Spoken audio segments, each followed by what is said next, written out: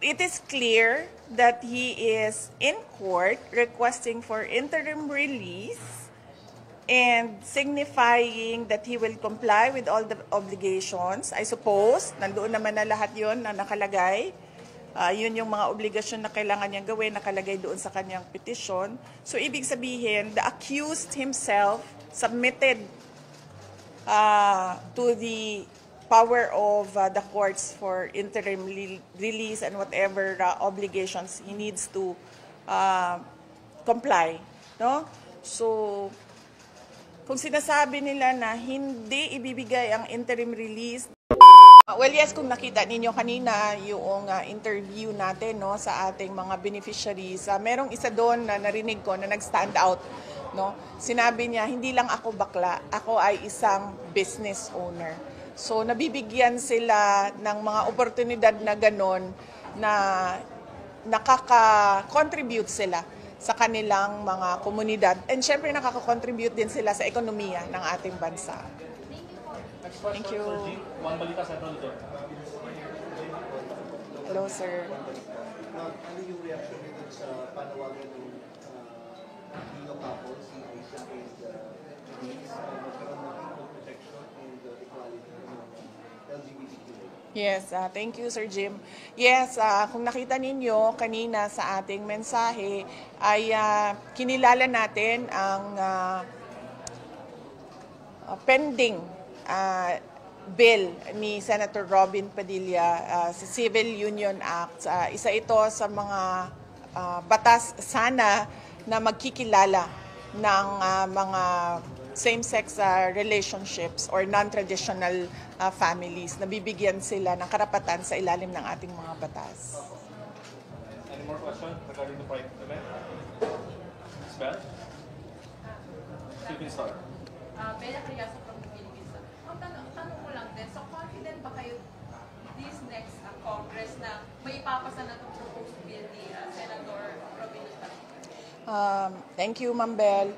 Sana tumutulong ang Office of the Vice President sa opisina ni Senator Robin Padilla na maipasa ito kung kailangan niya ng tulong din ng OVP para makapagpresenta nito at mapaintindi ito sa iba pang mga senador natin ay willing kami na tumulong.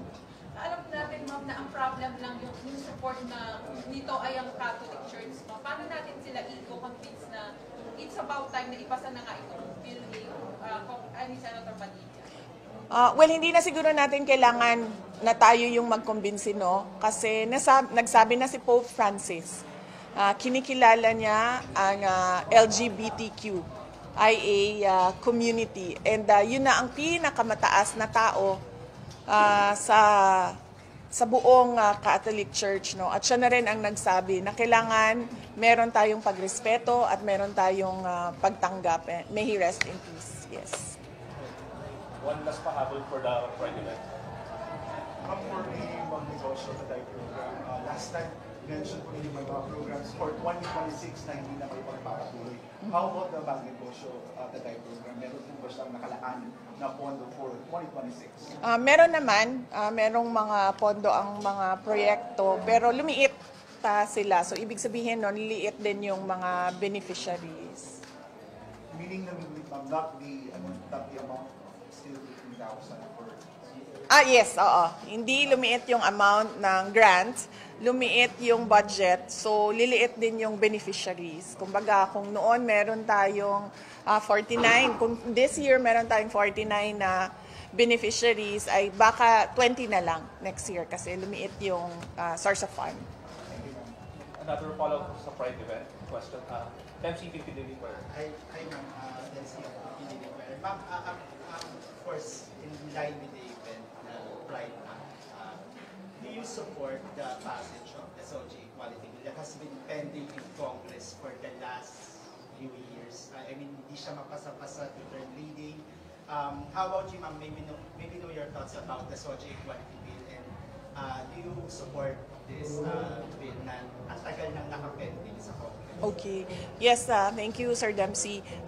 Nandoon kanina sa ating mensahe, no, yung pag-review natin sa mga batas na pending at sinabi namin ano doon ang ripe na for support. At tatlo ang nabanggit natin. Unang-una ang pag-amenda sa Safe Spaces Act, ang Civil Union Act ni Senator Robin Padilla, and ang pending na bill o batas na mula kay, anong pangalan nung, sorry, nalimutan ko. Hindi, tatlo yun eh. Yes, Anti-Discrimination Act. So ito yung mga nakita namin per legal review namin na handang-handa na siya and ripe na siya para suportahan at ipasa. Question for the Pride event from the CLTV. You mentioned po kanina the importance of education for the children. Ano po yung programa na susunod po ng Well, unfortunately, ma'am, wala kaming, pangarap lang po yun. Pangarap yun, ma'am, para sa Office of the Vice President na madagdagan yung proyekto namin para mabigyan ng oportunidad yung mga members ng LGBTQIA+ community. Gaano po ba kayo importante na magkaroon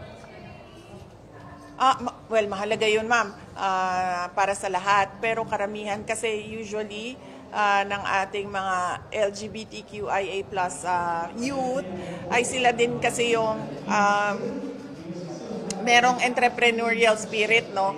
So, lagi sila din yung parang inaasahan ng mga magulang na maging breadwinner. And so, therefore, hindi sila nakakapagtapos ng pag-aaral or marami din sa kanila ang nagiging working students, no, para suportahan yung kanilang pamilya. So, ang nangyayari, sila yung nauuna sa mga magkakapatid na inaasahan na mag-contribute sa family income. And nawawalan sila ng oportunidad na makapagtapos ng pag-aaral. Okay, let's move on to the next topic po, ma'am. Dancy, Hi, ma'am. About the ICC lang. Of course, there's a pending interim request from the lawyers of the former president. The Office of the Prosecutor of ICC opposed, filed their opposition to the interim release bill. And they cited, among others, you, saying na may power pa rin na the Duterte and his family continue to hold positions of power, starting with his daughter, Vice President Sara Duterte.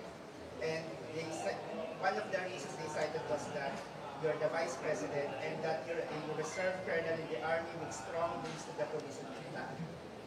Maybe no one can say the particular reason by the Office of the Prosecutor of the ICC in opposing your father's. Okay. So, hindi ko naman nabasa, no? Pero I will rely on your quote, no? Well, unang-una, we do not deny that I have a position in government in the Philippines. Do I have power or authority? Well, not to a level that we would want to implement our projects and programs. But yes, meron akong katungkulan sa ating bansa. But my power and authority do not extend beyond Philippine shores. So kung saan man yung bansa na may interim release, ay wala tayong say doon at hindi makikinig yung gobyerno doon sa Philippine Vice President. Kasi what they're saying is that yung kind of influence that you have daw is could risk bringing real and substantial harm to the legitimate interests of victims and witnesses, particularly sa influence daw ng iyong father, considering na meron daw siyang associates, including his very own family, na may influences pa rin dito sa Pilipinas that could potentially risk the victims and witnesses, especially yung interest po nila. Ayun po yung sinasabi, not particularly. Okay, sige. So, in that case, I do not understand the reasoning behind opposing the interim release because of the position of the daughter. Because right now, he is not in interim release, no? He is detained in in ICC detention unit, pero vice president pa rin ako. 'Di ba? So, ibig sabihin, kung totoo man yung sinasabi niya, hypothetically, kung totoo man yan, ibig sabihin, meron pa rin akong authority and power ngayon.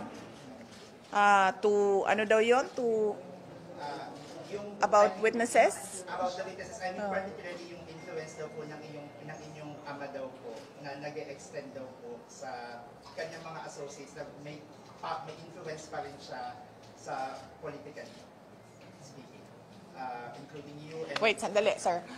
Gagawa tayo ng ibang press briefing, ha? Basahin ko muna yung opposition dahil nahihirapan ako kapag hindi ko siya mabasa yung opposition ng prosecutor. So, erase niyo muna lahat yun kasi, Ma'am, follow up lang po kay Dempsey. We understand kasi ang daming reasons cited by the prosecution actually, pero ang hirap na isa-isa kung hindi mo pa nababasa. Pero, being the daughter ng Vice President, what's your thought na talagang inaharang nila, of course, expected sa kanila, pero sobrang dami ng sinete ng mga reasons, yung reason sa'yo, influence ng family, kalyari ng father ninyo, even yung mga countries na pinili po ninyo kung sa siya supposedly yung daughter nila. So, what's your thought on this?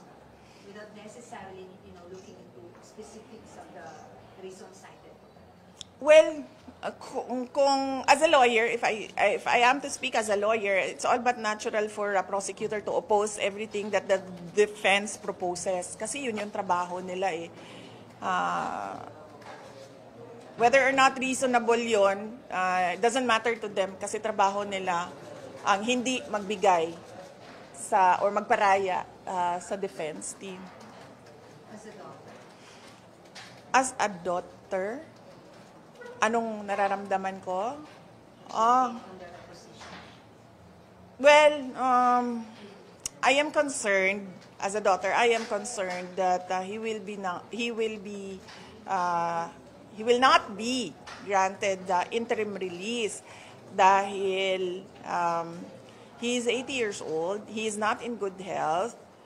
He's not been eating well, and he needs support from familiar people, and he needs the care of his family and loved ones. Ma'am, isang sinabi din, sorry. Pwede pa rin daw niyang matreten ang mga victim. You think PRR is capable of doing that?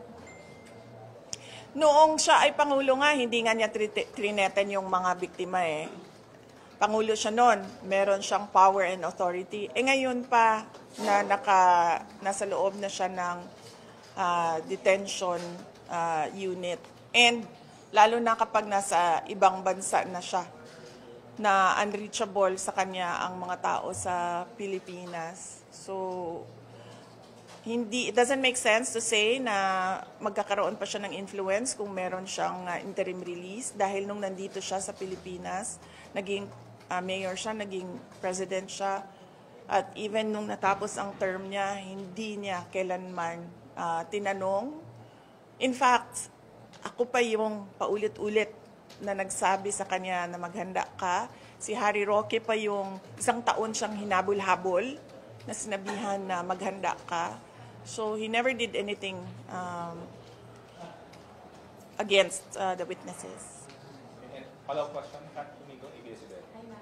Ma'am, basically, yung sinasabi lang naman po ng prosecution, they doubt that the former president will return to the court kapag nasamon siya, kapag granted siya ng interim release.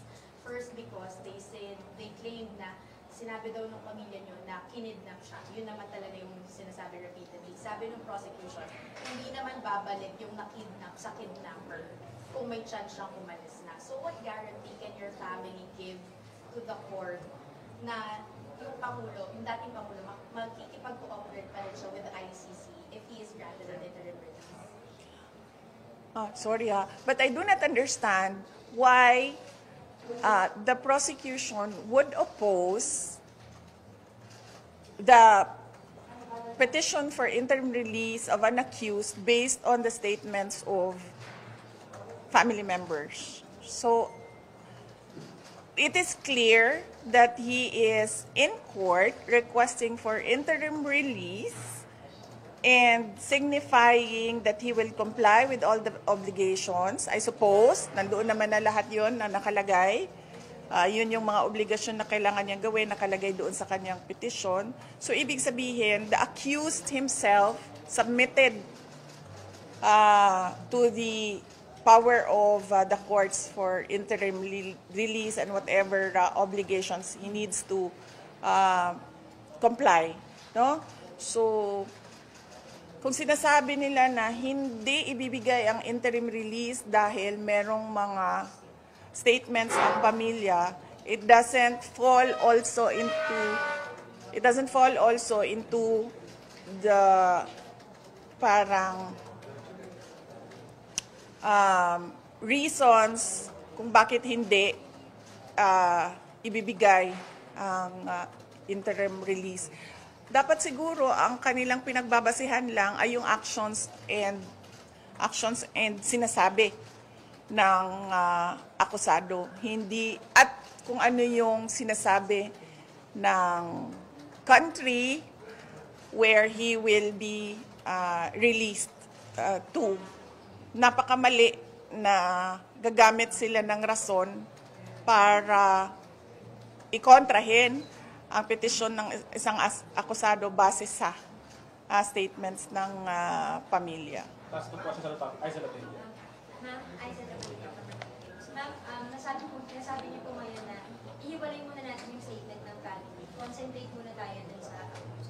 Nagkaroon po ba ng declaration si President Duterte na siya mismo, kung magkakaroon man or magagrant yung interim release niya, siya mismo haharap at babalik sa ICC para harapin yung kaso na hindi siya hindi haharap?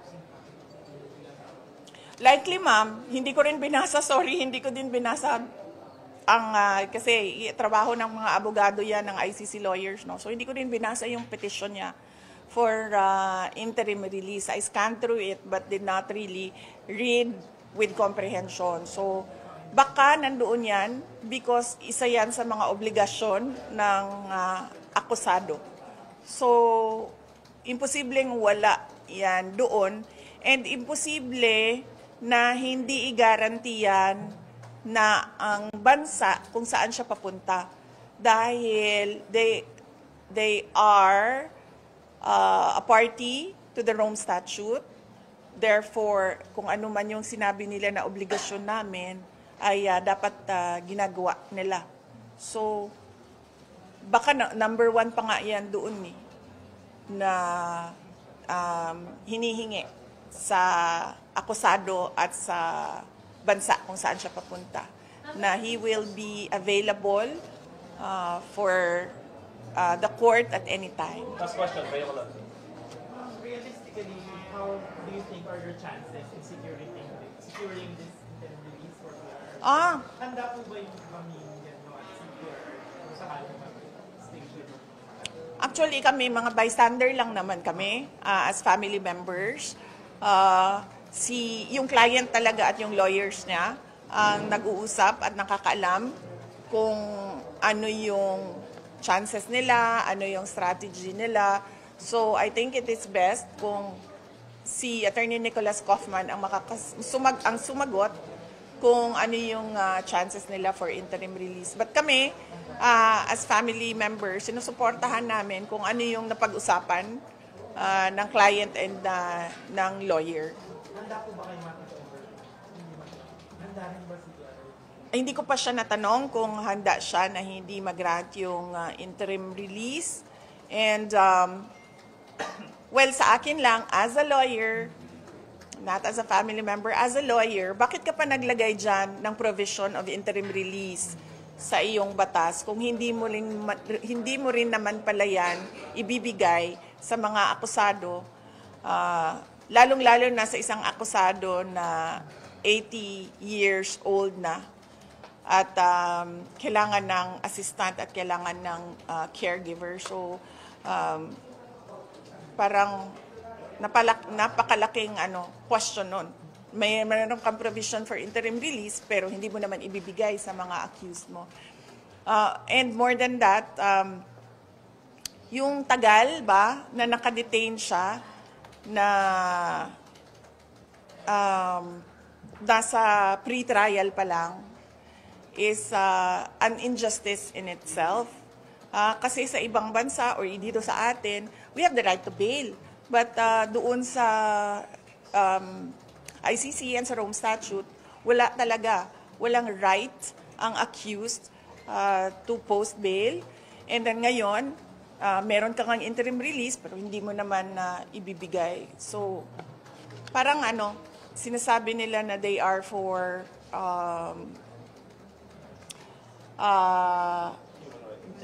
human rights and justice, and yet it is not provided for the accused. Let's move on to the next topic. BP, ang interim release, good as posting bail yan sa atin dito sa Pilipinas. Is it same as that? Hindi, ma'am. Magkaiba talaga sila, ma'am. Sa bail kasi, magbabayad ka ng bond and then malaya ka na. Sa interim release kasi, wala kang babayaran, ma'am. Basta lang merong tatanggap sa iyo na bansa at magsasabi yung bansa na yes, we commit to the requirements of the court, and magsasabi yung accused na yes, I commit to the requirements of the court. Sorry, bansa na parang, like for example, 80% sure that they're willing to accept the former president? Ang pagkakaintindi ko doon sa sinasabi ng lawyer, ayoko magsinungaling so no comment. Okay, let's move on to the next topic. For the countries, kung ilan yung kinakausap or at least ano yung status ng negotiations. Yeah, at least figures of the countries. Kahit hindi. Base na lang sa base naman doon sa filing ng defense team na nakalagay naman sa website ng ICC, merong nakalagay doon na dalawa redacted, clear siya. Dalawa yung nakalagay doon sa petition. So clear yun. Ma'am, this past few days, nakausap niyo po ba si PRRD over the phone? Ano yung huling pag-uusap niyo? And may sinabi pa siya na baka hindi niya nakayanin sa loob na matagal sa detention center. Hindi ko siya nakakausap lately sa telepono dahil bumabiyahe ako tapos iba yung cellphone number na ginagamit. So alam niya yon kasi si Kitty ang nakakausap niya lagi at pinapasabi ko kay Kitty na pakisabi na ginagawa namin yung mga Free Duterte Now rallies. Let's move on to the next topic. Red Mendoza. Ma'am, good afternoon, ma'am. Ma'am, ngayon po, of course, nakaroon tayo ng issues sa Israel and Iran, and of course, maraming mga OFWs ang nagkakaroon ng problema, nagka-traffic, ibang mga OFWs natin. Yung Marcos government, parang banjing-banjing lang, parang hindi nila pinapakaramdaman yung mga OFWs na gustong lumigas. What's your take po sa nangyayari sa parang inaction ng government natin sa paglikas sa ating mga OFW? Well, we are ready to we are ready to support senators with regard to LGBTQIA laws. We are ready to support the DFA, the Department of Foreign Affairs, and the Department of Migrant Workers. Kung ano man yung pwede namin gawin, abot ng makakaya ng Office of the Vice President para makatulong sa kanilang repatriation efforts ng mga Pilipino na nandoon sa mga bansa na apektado, Iran, Israel, at yung mga karatig bansa. Ma'am, kasi right now parang ang iniisip ng ibang mga bansa ngayon, paano palikasin yung kanilang mga citizens abroad sa, of course, nangyayaring gulo. I know merong ceasefire ngayon, may truce ngayon, pero hindi natin sure kung gaano katagal yung truce na yun.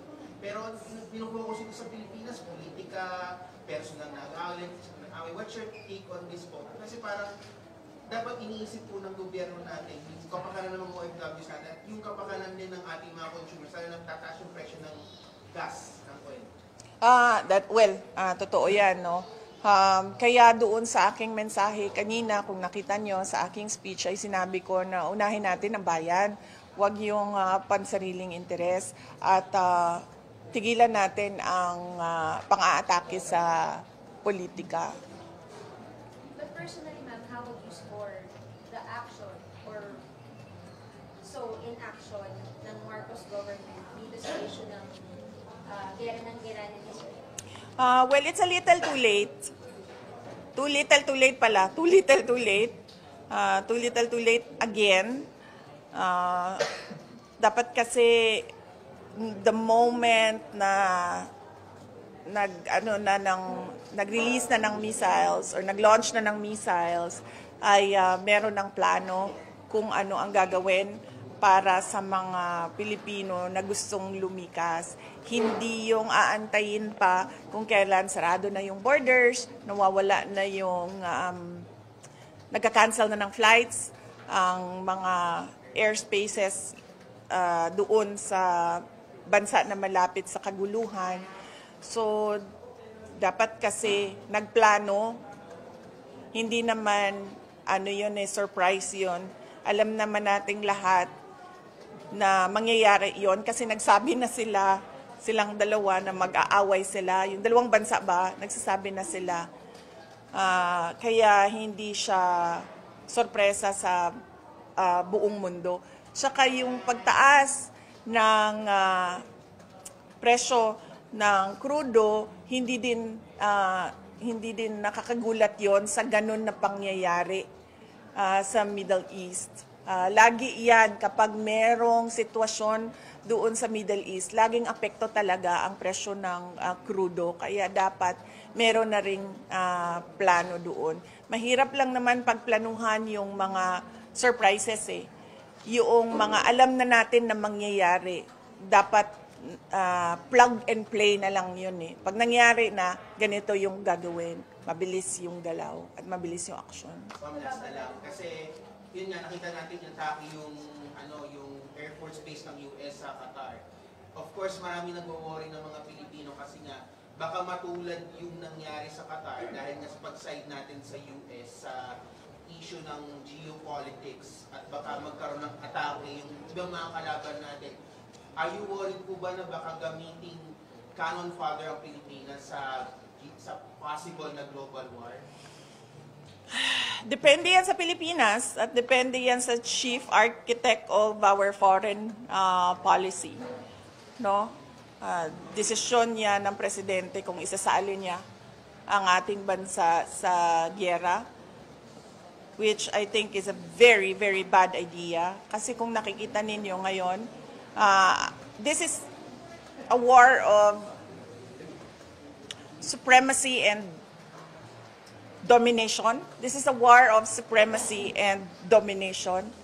And in this war, you need money and power, which the Philippines doesn't have. At the moment, darating din tayo doon, sigurado ako. Pero sa ngayon, kung wala ka niyan, huwag ka sumali sa giyera ng domination and supremacy. Kasi ikaw ang talo. Ikaw talaga ang talo. Kasi sa simula pa lang ng giyera, wala ka nang power, wala kang pera. Anong epekto nun? Pag nandiyan na yung giyera, lalo kang mawawalan ng pera, lalo ka mawawalan ng power kasi ang mga kalaban mo are trying to show that they are superpowers of the world. Okay, last question for this topic. Lance? Yes, ma'am. Yesterday po, the Palace Communications Undersecretary Claire Castro quoted President Bongbong Marcos saying that Duterte's or your family are pro-China in response to your previous remarks po on the missiles or the Taiwan missiles. What is your response po on that allegation that your family is siding with China? No, hindi nila dapat ako pinapasagot kung pro-China ako. Sagutin niya yung tanong ko. Where is the independent foreign policy that is required by the Constitution? Where is it right now? Explain to the Filipino people how you are going to implement your independent foreign policy. Huwag nilang pasagutin yung nagtatanong na sasabihin nila ako ay isang pro-China person. Matagal na nila yan na narrative na pro-China ako. I'm not pro any country at all. Ang sinasabi ko lagi, we need to develop, we need to maintain and we need to level up our relations with all countries. Hindi lang sa China. Pero kung nakikita ninyo sa ngayon, nakikita nyo na we have problems, we have issues, we have challenges with our relationship with China, particularly with our issues and the implementation of the arbitral award in the West Philippine Sea. Bakit ka kikiling sa isang superpower na kalaban nung may problema ka?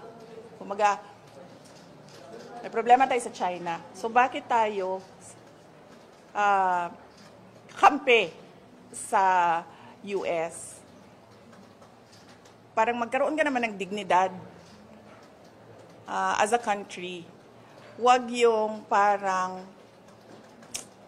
ano ba yung magtago ka sa saya ng iyong nanay? Ano bang saying yon?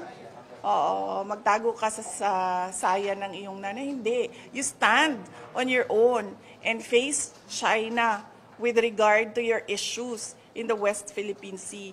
You don't lean towards another superpower and say na, oh, please help me because he is bullying me. Ano yun? We have our Filipino pride. And in international relations, kung wala kang away, wag mo simulan yung away. You always need to cultivate good relations with not just your neighbors, but the entire global community. Sila din naman nagpapasalita sa akin eh. Ayaw ko magsalita noon kasi nakikita ko yung mali na ginagawa niya. Pinipilit nila ako magsalita. Ngayon, sagutin niya. Nasaan na ang independent foreign policy ng Pilipinas na nasa konstitusyon natin? We move on to the last two topics. Ma'am, may mga pumupuna po sa naging travel nito sa Australia. In fact, Malacanang has been visit na sa po or para sa So once and for all, VP, is the office still functioning? Kayo po ba as Vice President ay nakakapagpapago even if you are on personal travel? Alam mo kasi, hindi kasi nila naiintindihan, sorry Hindi ko alam kung sinasadya nila na ayaw intindihin o talagang bobo lang talaga yung nasa administrasyon. I'd likely lean doon sa latter kasi sa lahat ng mga desisyon nila lately.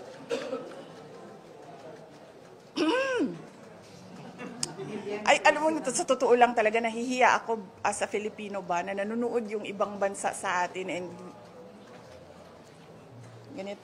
ganito yung estado ng, this is the state of the nation. So, nilalagay namin doon personal to differentiate it from official. Kasi pag personal, hindi ako gumagamit ng pera ng bayan. Pag official, gumagamit ako ng pera ng bayan. Hindi ibig sabihin na personal na lakad yan ay holiday o pamamasyal yan.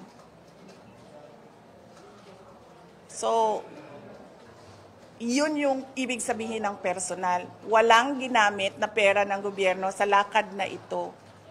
Pero nagtatrabaho pa rin ako. Sa official, ginamit namin ang pera ng gobyerno para sa lakad na ito, para sa trabaho namin sa Office of the Vice President. Yun. Hindi ibig sabihin na personal ay namamasyal. And so, yes, nagpapasalamat kami sa Filipino community ng Australia and nagpapasalamat kami sa Australian Police sa kanilang pagtulong-tulong para mabuo yung Free Duterte Now rally doon sa Melbourne. Alam mo, nagkakaroon nila ng speculation na yung mga bansang pinupuntahan mo, ito po ba yung dalawang bansa, Australia at Malaysia? Kung hindi sila bobo, maiintindihan nila yung ginagawa ko. Bobo kasi sila kaya hindi nila naiintindihan. Umupo sila. Tingnan nila. Hindi ko sasabihin kung ano yung ginagawa. I don't like talking about how I think and what I think. So, kung meron silang gusto basahin doon, good luck. It remains to be seen if the bloodless drug war will be successful, no? So, let us judge that bloodless drug war by the end of his term, kung successful siya o hindi. Last two questions. Jen. Comment lang din po sa sinabi ni KBBM. Yesterday po kasi kasama siya dun sa mga na-seize na floating shabu and tiniyak niya po na hindi na makakalabas ulit yun sa market, and kanina rin nasa event siya kung saan distract yung mga shabu. Comment on that. Hindi ko alam, ma'am. Trabaho ba ng presidente ang sirain ang ebidensya ng ano? Hindi yan trabaho ng... Hindi trabaho ng presidente ang mag-photo op sa nahuli na drugs at mag-photo op sa pagsira ng nahuli na drugs.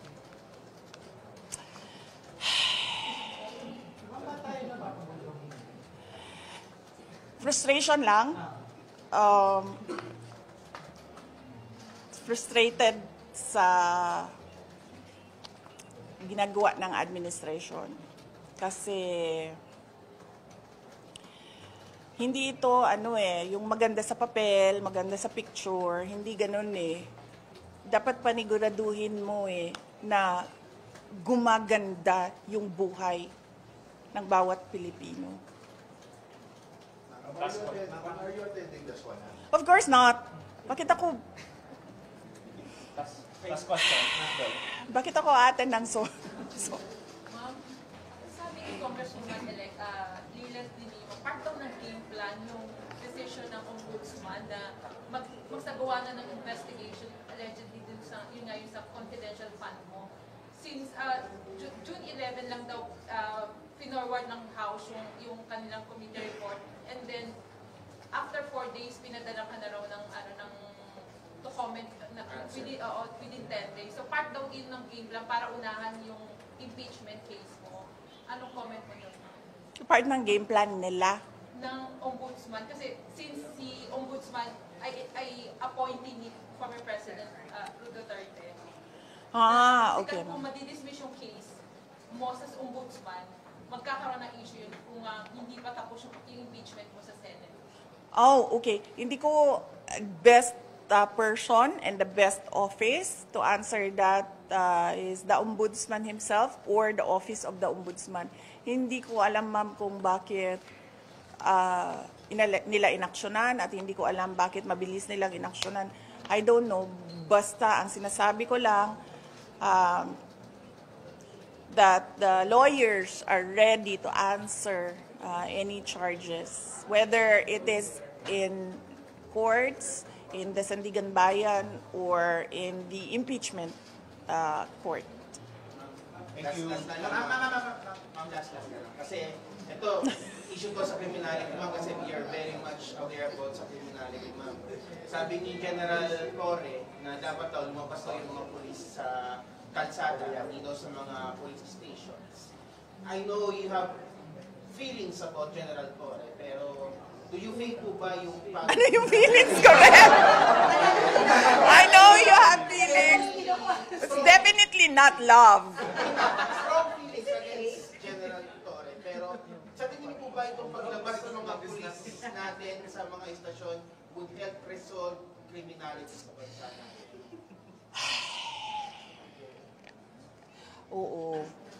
Kasi ganito yan. Diba?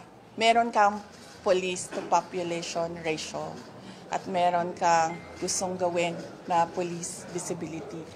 Kahit anong gawin mo, hindi dadami ang police, dodoble ang police overnight para umabot yung police to population ratio mo at magkaroon ka ng police sa kada kanto na ang buong teritoryo ng Pilipinas. Dapat ang ginagawa ng Pilipino, I'm trying not to utter the word BOBO ha, ang ginagawa ng Pilipino Nag-iisip siya. Ang daming teknolohiya na available na ngayon sa market. Paano ko ba gagawin at gagamitin ang modern technology para sa trabaho naming mga pulis?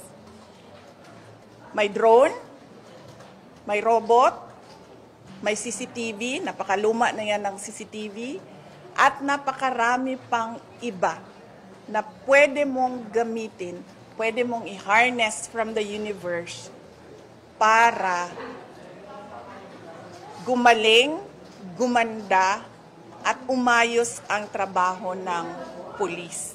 Bakit nandoon ka pa rin sa ilalagay ko ang pulis sa kanto na with a drone, with a robot, kasi robot ang pagkakaalam ko sa pangalan nila, na pwede mong ano tawag yan? Hindi, ikalat. Hindi. Anong tawag nung pag ang pulis? Nagro-ronda? Patrol. Yes, sorry. Pwede mong hindi napapagod ang drone. So magpatrolya yung drone 24 hours. Yung CCTV, hindi napapagod yan. So yung CCTV mo, 24 hours. Bakit nandoon ka pa rin sa ilalagay ko ang pulis na hindi mo nga talaga mahabol yan lahat with your human workforce. So dapat ang iniisip mo how to modernize and leverage the available technology out there to improve the Philippine National Police.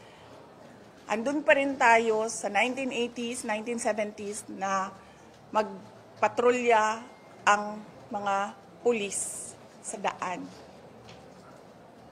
Di ba nga, pwede mo nang hulihin ang tao or pwede mo nang i-charge ang tao or i-fine ang tao based on CCTV footage? Pwede na, di ba? Kasi meron ng contactless apprehension sa traffic. Supposedly, dapat ginagamit na rin natin. So, hindi ko alam. Sorry, I'm just really frustrated sa mga pangyayari.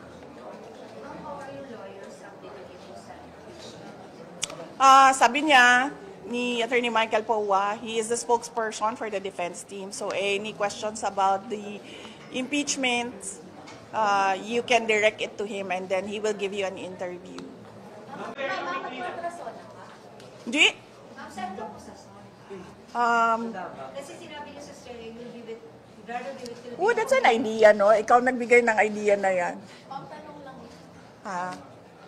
She said in a statement, with Philippines. Yan na. Ma'am, so pending ang Hindi, no. Meron kasi kaming supposed rally, Free Duterte now, rally sa Korea.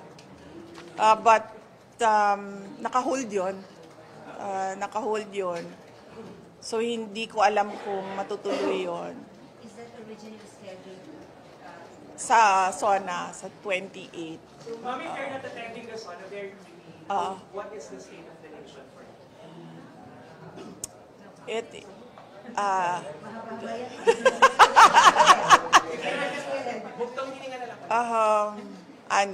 The state of the nation is dire.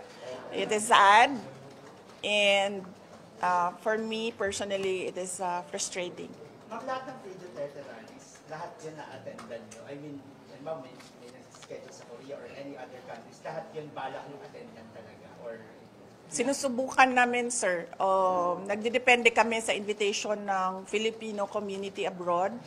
So right now, meron kaming naka-hold na Korea and merong confirmed na Kuwait sa August 8. Okay, thank you.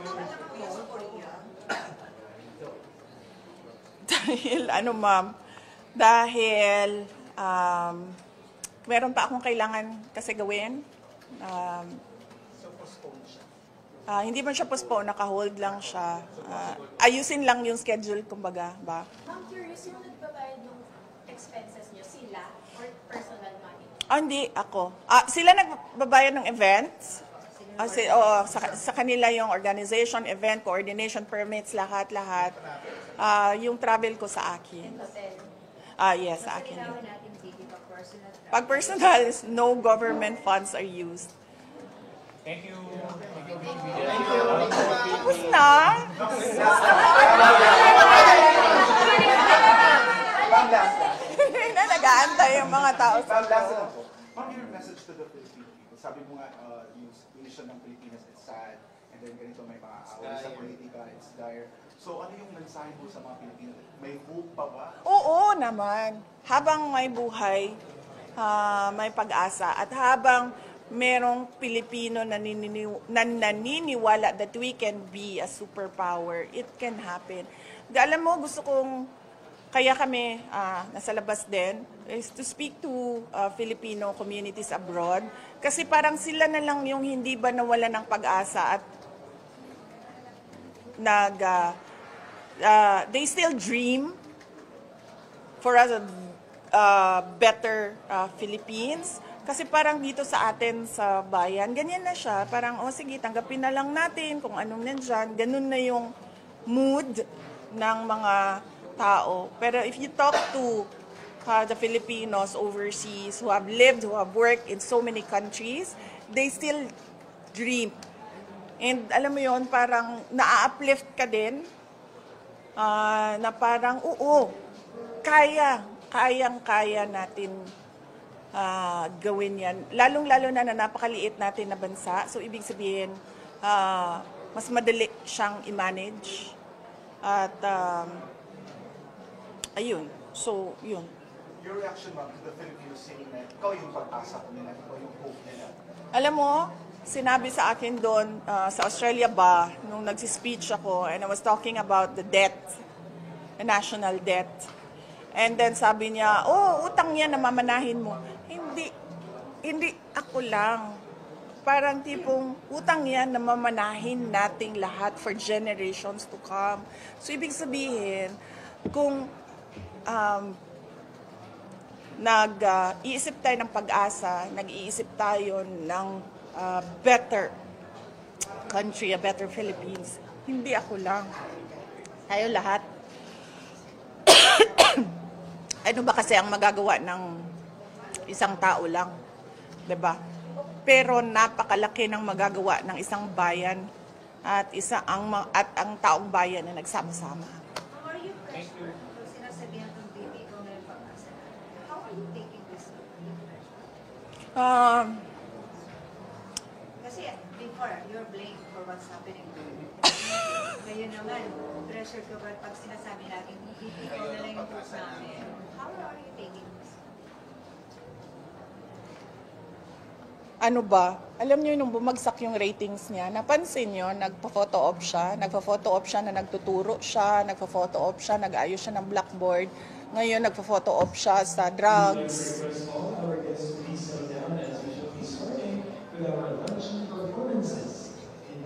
Hindi kasi ito talaga photo op ba?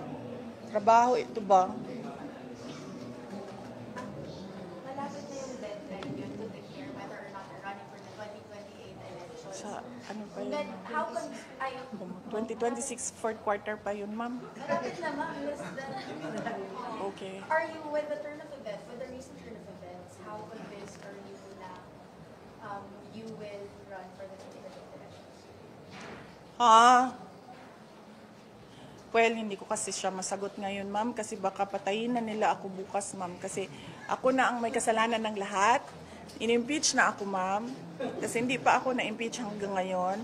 And I think ang susunod nandyan is, alam mo yon, parang itigi na lang natin itong babae na ito para matapos na yung problema ng administrasyon. Hindi ng bayan na administrasyon. So, hindi ko masagot. Ma'am, kung buhay pa ako bukas. Ma'am, you really feel na there's a threat against your life? Sinasabi ko na nga yan noon, diba? Hindi siya may character silang ganon sa mga kalaban nila sa politika. May behavior sila na ganon sa kalaban nila sa politika. I don't know how to state this better, pero are you dividing the country? Your impeachment test is somehow dividing the country. Hindi man ako ang nag-file ng impeachment ko, sila ang nag-file ng impeachment ko. Madami ang nagsabi sa kanila na hindi yan ang totoong problema ng bayan, but hindi man sila nakikinig. So, Ma'am, once you're called for the trial, are you personally prepared po to attend depende kung ano sabi ng mga lawyers, ma'am. Kung sinabi nila na pupunta ako. Pag sinabi nila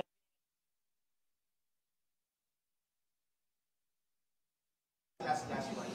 Ma'am, kasi ngayon nagpaparamdam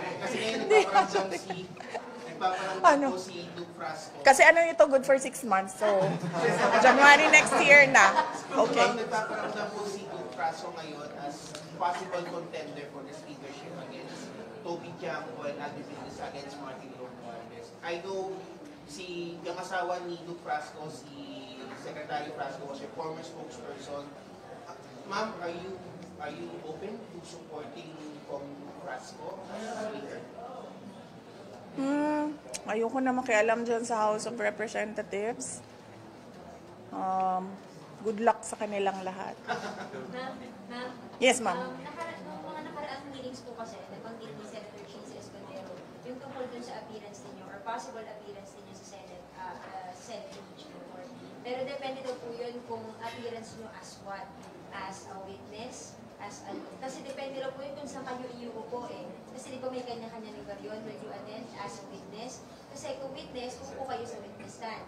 If you will attend as a lawyer, then you will sit with the lawyers in the defense team. Will you attend as a spectator? If ever po ma'am, you would attend as what? Antayin ko kung ano yung sasabihin ng lawyer. Ma'am, You will attend as a... Yes, ma'am. Statement lang yung House na ang layo, yung answer with caution po na final ng defense, ang layo daw po dun sa bloodbath na gusto niyo. Okay. Sige. Ako yung client. May sarili akong gusto. Meron akong mga abogado.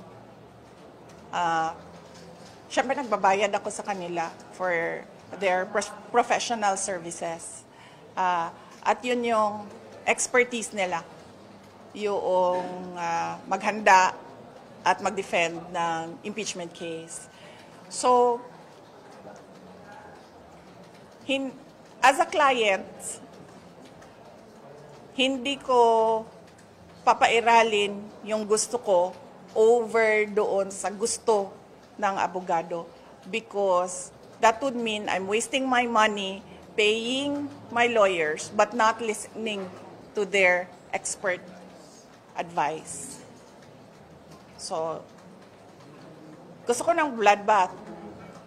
Pero iba ang gusto ng mga experts and sila yung binabayaran ko. Ayaw ko magsunog ng pera para lang hindi makinig sa kanila.